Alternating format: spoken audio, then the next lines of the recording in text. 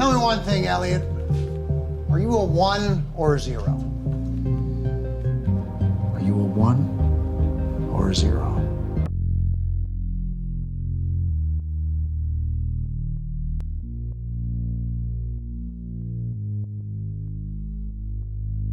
Hacking Tyrell Wellick, you'd think it'd be tricky, but it wasn't. Evil Corp's corporate mail servers, they haven't patched anything since shellshock.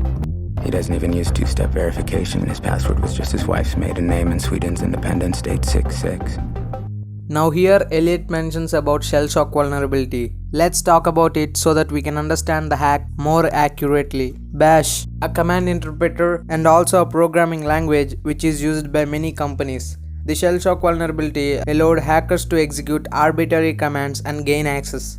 In order to understand shellshock vulnerability, we should discuss about bash a bit.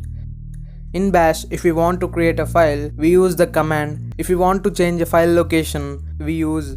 Basically, bash is a way of communicating with the computer.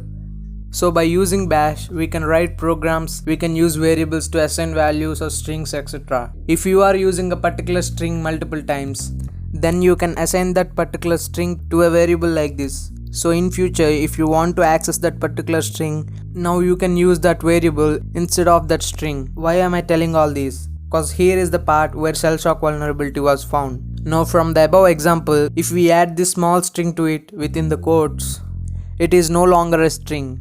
It acts like a command. For example, if a web server is vulnerable to shellshock, if we add this little piece of string and a command next to it, it is now executes as a command and makes bash to execute arbitrary commands and gain unauthorized access. Now if we pay attention to Elliot's terminal, as Elliot mentioned, Elliot is using shellshock vulnerability to gain access to Tyrell Wellick's mail ID and password.